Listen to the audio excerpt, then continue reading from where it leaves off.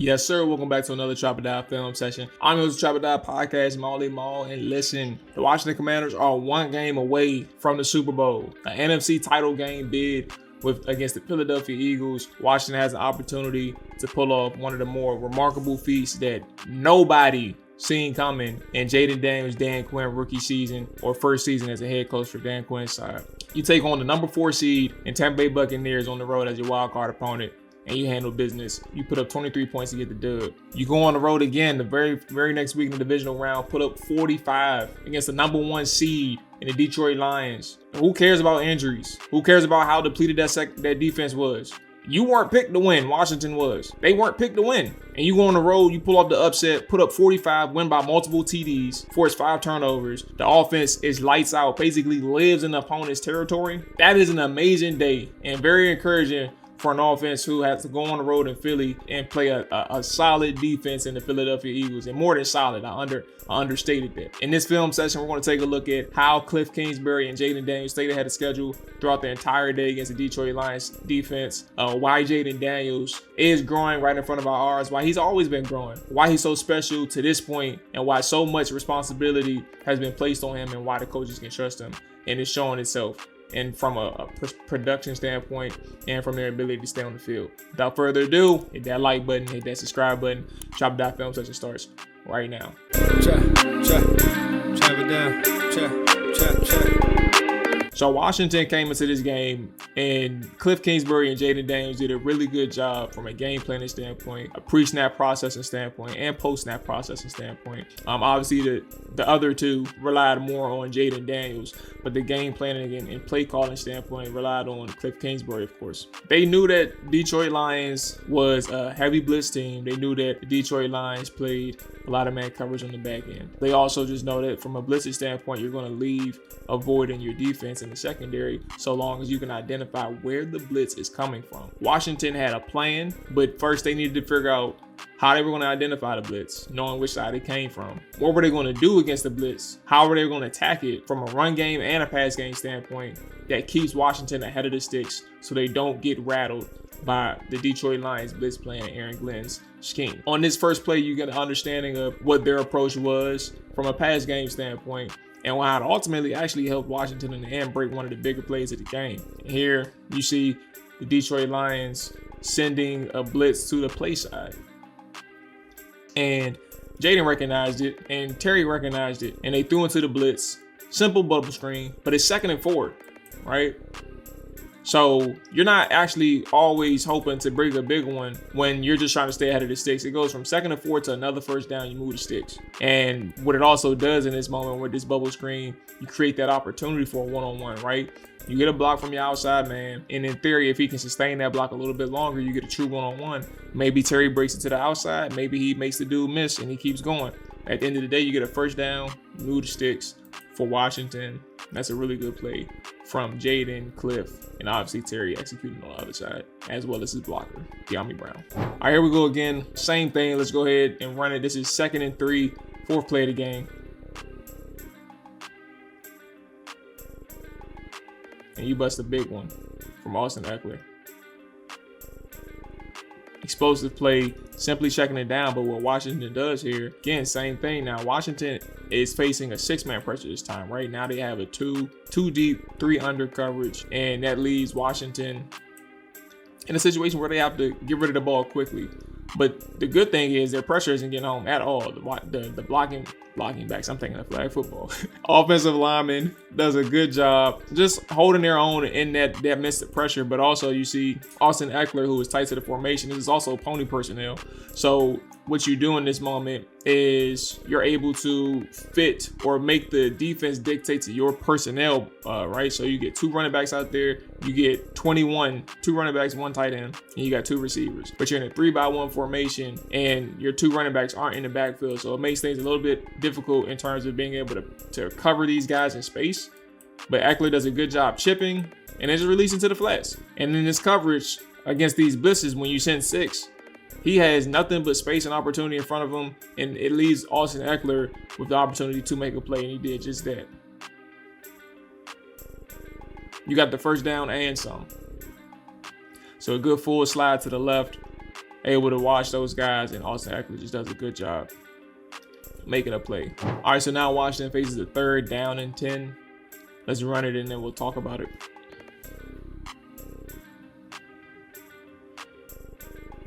And now you're seeing a creeper pressure from the Detroit Lions. So they're not necessarily sending a blitz, but they're replacing a down lineman with the 2nd level linebacker. Endless time. You can pause right here. You can see how much protection he has, or how much time he has in his protection, which allows Washington and Jayden Daniels to really fully read the field, trust his pass protection, go through his progressions, right? But a good job from Jayden just understanding where the leverage is and what Jamison Crowder's running as he breaks to the outside slightly, and knowing where Brian Branch is in relation to Jamison Crowder, right? You have Terry McLaurin, who's running that post route as the outside receiver, and then curling at the top of Jamison Crowder's route. So what that does essentially is clear 29 away from Brian Branch and Jamison Crowder. Leaves that true one-on-one opportunity. It relies on Jayden Daniels at that point to really deliver a good ball. And he does just that on 3rd down. You needed 10, he gets you 11. Firing a missile. Good rep, extended drive, and crunch time. You needed it, and he made that happen for you. Now, we talked about how Kliff did a good job of staying ahead of the sticks, right? That didn't just solely revolve around Jayden Daniels. It's also helped with Washington in the run game, right? And in this moment, you see Detroit and Washington. It's 11 personnel, and you have 6 defenders in the box to match. Now, we got a mouse in the house, ladies and gentlemen. Number 0, he's in the box. You got 2 linebackers on the field, but number 0 is in the box. How does Washington take advantage of number 0 being in the box? They create a numbers advantage. B-Rob picks up 15, and truthfully, he could have housed this one. Now, I don't have the other angle on this specific clip, but when you get the numbers advantage, right, you run that power. John Bates slips up to the 2nd level, seals Anzalone, and you have 0 and Sam Cosmi one-on-one. Sam does his job. You can see it right there. B-Rob is a little impatient in this moment because, again, if you're talking about housing a call, or, you know, B-Rob, he ain't the fastest guy. So maybe he gets you about 30 instead of 15 if he reads this right. He cuts inside where he could have manipulated the block a little bit longer and just bounced it back outside and used John Bates and Sam Cosmi as those seal guys and break it towards the sideline. Either way, 15 yards, you get what needed to be done, and you extend the sticks. Taking advantage of a light man in the box, with a lighter defender, getting an offensive lineman on number 0. You can't ask for nothing better than that. Another run play for Washington. Now you're seeing, well, you can't see it, but Washington is only using a running back and no tight end. So you're talking about 10 personnel. 4 receivers are on the field, but the Detroit Lions stay in nickel. So I guess they're expecting a run or trying to have some type of beef in the middle on that 2nd level so they don't get outnumbered in terms of their offensive linemen and the amount of DBs that's on the field. So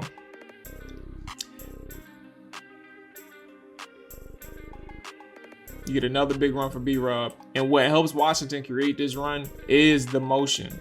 So this motion, where you understand that your 2 linebackers that are in the play on the play side and able to defend the play side gaps. Let me send this motion that is going to get 46 Jack Campbell away from the play side gap and leave Anzalone in a one-on-one situation where B-Rob is going to have to cut on whichever side that Anzalone decides to take.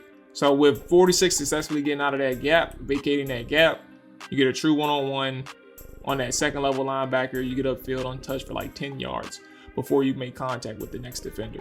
That is another way that Kliff Kingsbury was able to be successful in this game, is understanding the mismatches, trying to get favorable numbers for your offensive linemen or wide receivers on the blocking schemes. It was a great opportunity for Brian Robinson to have a bounce back game. Plain and simple. B-Rob came back, and again, talking about Detroit Lions having these injuries, but at the end of the day, still got to win. Another moment where we talk about the run game as we continue with Kliff and Jayden Daniels. This is a really good job from Jayden, recognizing where the blitz is coming from. And he gets Washington in a more favorable advantage, checking down to this run, or checking into this run. Shifts over B-Rob, and you'll see it shortly.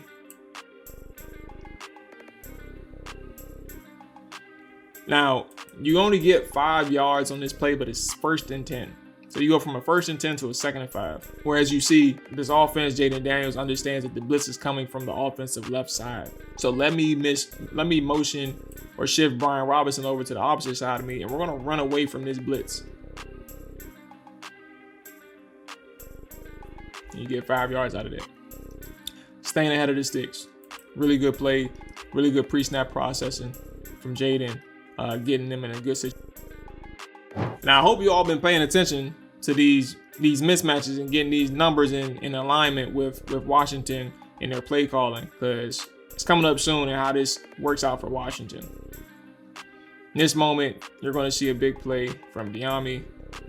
Just another example of good pre-snap processing. Post-snap processing. Just recognizing where Diami is going to be in relation to that middle safety, that single high who's playing shallow, but they're also playing match coverage, right? The Detroit Lions don't pass off this well, right? So they have Terry who's running a crosser or over route on the other end, right? But that corner who's over top of Terry does not see Diami crossing. He's so locked in on Terry that he doesn't see Diami crossing. And that middle safety, that single high post man, right? He's just staying below. But he has that feel for Terry as he crosses over. Ultimately, what you would expect in theory if this was executed right from the Detroit side, and why this is more important for Jayden having his time in the pocket, being able to read everything and make the good throw and make the right throw, is because in theory that field side cornerback sits and prepares for Diami, who's crossing over into his zone. Jayden recognizes everything that's going on, delivers a good ball, and this is actually pretty critical because if this ball is not where it's supposed to be, Brian Branch is underneath and he has Jayden eyes. He's peeling back and he's trying to make that break on Diami. But it's a good ball, it's a catchable ball. It allows him to get under the pass for Yak. I think he ends up getting like 10 yards of Yak after the catch.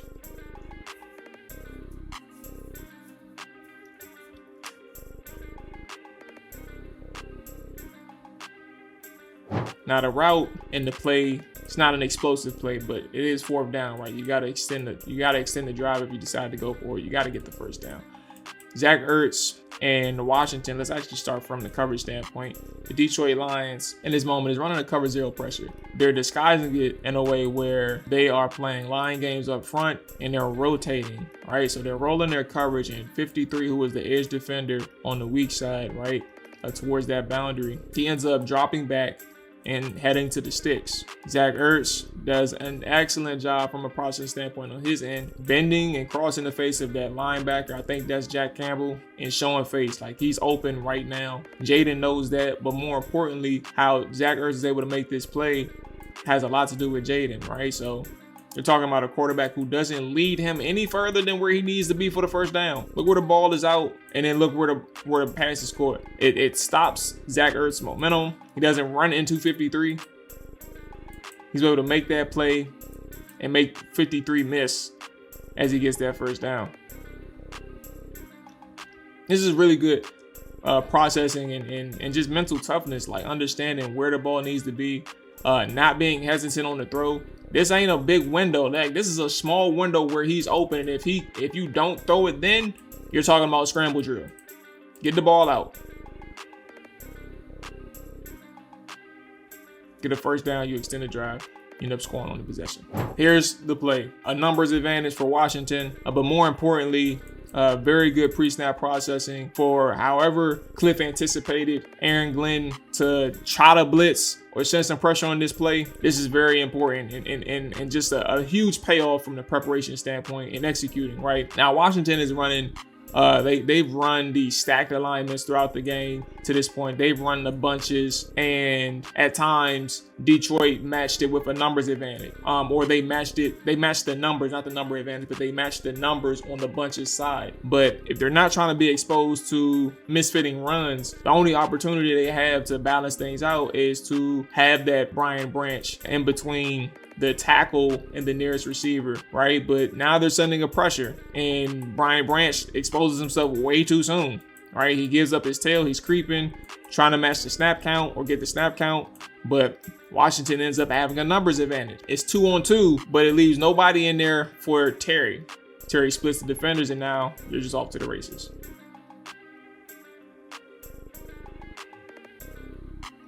And let me say something about Terry. Let's run this back again so you just kind of understand from a pre-snap standpoint. Everything is away from the play action, the line motion, right? Simulating a power. And it's just a true two-on-two blocking. Your blockers get the win. Terry splits the defenders and is off to the races. But let me tell you something about Terry as we watch the end zone angle. One of the biggest things and biggest conversations with Terry to this point in the season, early on in the season, not to this point, but that he just didn't have that breakaway speed. Like he's always getting hauled down. He's always getting caught on his back foot, getting tripped up.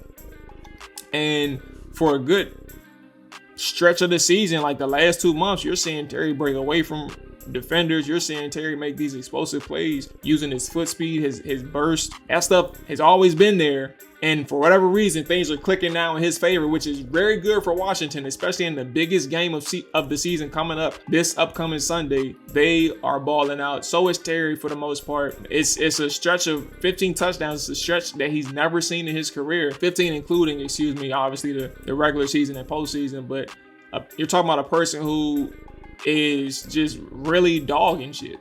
Period.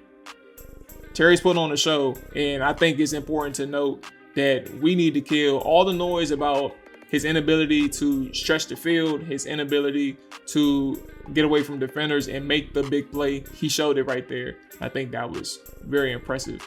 And one of the ones where you're like, man, all right, y'all doing all that yapping. Time to shut up and let Terry cook. Told you about Zach Ertz being my favorite play. This is probably my second.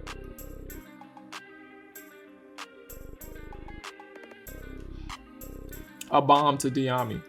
And just the platform that he's throwing off of under pressure, right? You don't see him put his full throwing motion out there, right? But the release, he's always had a quick release. His ball placement, arm talent overall is just impeccable, right? And this is kind of an off-platform throw. It doesn't look like he get his full motion into it. Like he's just slinging it. He's flicking it out there, and like he's just feeling himself, in my opinion. Like he just knew the ball was gonna get there. Like the amount of pressure that is to make that throw under pressure, but you get a cover one on the back end coverage. Right, here we go. Single high safety.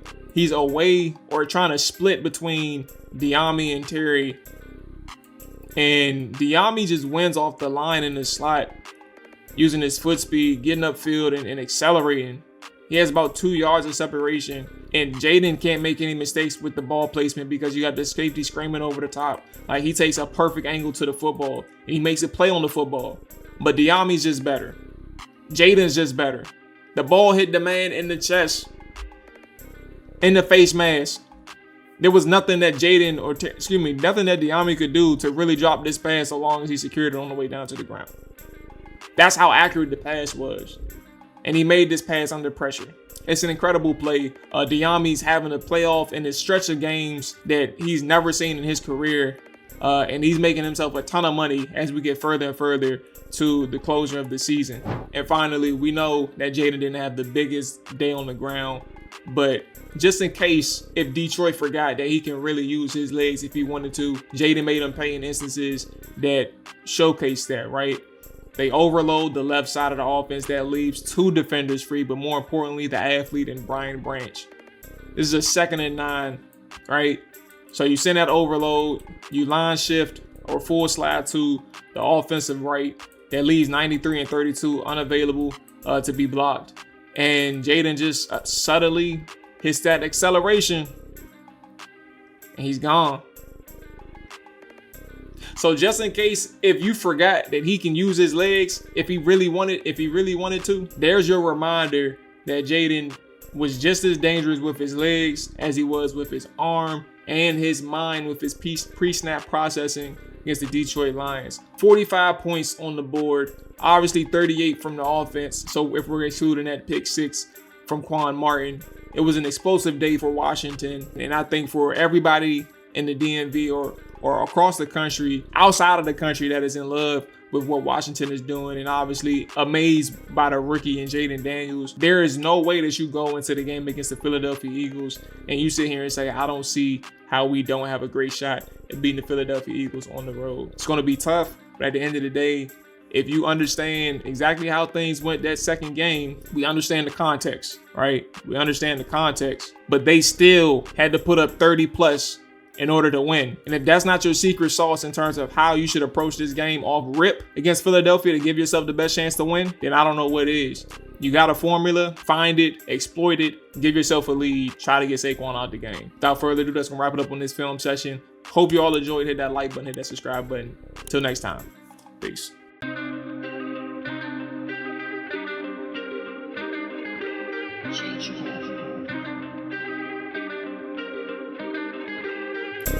Chop it